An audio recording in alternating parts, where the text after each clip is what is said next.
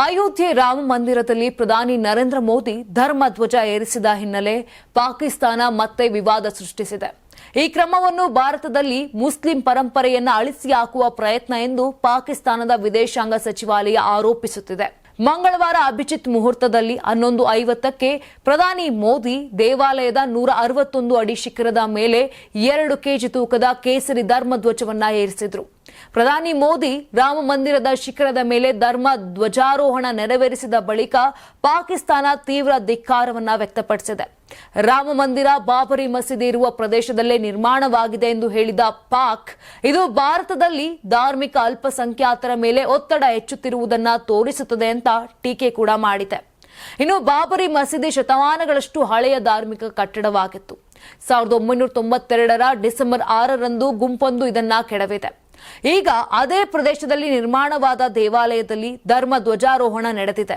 ಪಾಕಿಸ್ತಾನ ವಿದೇಶಾಂಗ ಸಚಿವಾಲಯ ಆರೋಪಿಸಿದೆ.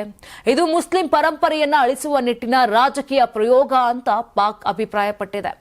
ಪಾಕಿಸ್ತಾನದ ಹೇಳಿಕೆಗೆ ಭಾರತದ ವಿದೇಶಾಂಗ ಇಲಾಖೆ ತಿರುಗೇಟು ನೀಡಿದೆ. ನಾವು ವರದಿಯಾದ ಹೇಳಿಕೆಗಳನ್ನು ನೋಡಿದ್ದೇವೆ, ಅವುಗಳನ್ನು ಅರ್ಹವಾದ ತಿರಸ್ಕಾರದಿಂದ ಸಂಪೂರ್ಣವಾಗಿ ತಿರಸ್ಕಾರ ಮಾಡ್ತೀವಿ. ತನ್ನ ಅಲ್ಪಸಂಖ್ಯಾತರ ಮೇಲಿನ ಧರ್ಮಾಂಧತೆ, ದಬ್ಬಾಳಿಕೆ ಮತ್ತು ವ್ಯವಸ್ಥಿತ ದೌರ್ಜನ್ಯದ ಆಳವಾದ ಕಲೆಗಳನ್ನು ಹೊಂದಿರುವ ದೇಶವಾಗಿದ್ದು, ಇತರರಿಗೆ ಪಾಠ ನೀಡಲು ಪಾಕಿಸ್ತಾನಕ್ಕೆ ಯಾವುದೇ ನೈತಿಕ ಸ್ಥಾನಮಾನವಿಲ್ಲ.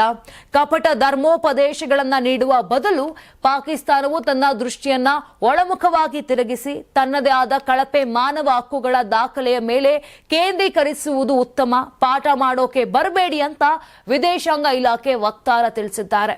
ನೀವು ಸಣ್ಣ ಆಗ್ಬೇಕಲ್ವಾ? ಅದು ಒಂದು ಉತ್ತಮ ಆಹಾರದಿಂದ ಸಣ್ಣ ಆಗ್ಬೇಕಲ್ವಾ? ಪ್ರತಿದಿನ ನಮ್ಮ ಜೀನಿ ಸ್ಲಿಮ್ ನ ಯೂಸ್ ಮಾಡಿ ಯಾವುದೇ ಸೈಡ್ ಎಫೆಕ್ಟ್ ಇಲ್ದಂಗೆ ನೀವು ಸಣ್ಣ ಆಗ್ತೀರಾ. ನಿಮಗೆ ಮಾಧ್ಯಮದಲ್ಲಿ ಕೆಲಸ ಮಾಡುವ ಆಸಕ್ತಿ ಇದೆಯಾ? ಹಾಗಾದ್ರೆ ಕರ್ನಾಟಕ ಟಿವಿ ಡಿಜಿಟಲ್ ಮೀಡಿಯಾದಲ್ಲಿದೆ ನಿಮಗೆ ಒಳ್ಳೆಯ ಅವಕಾಶ.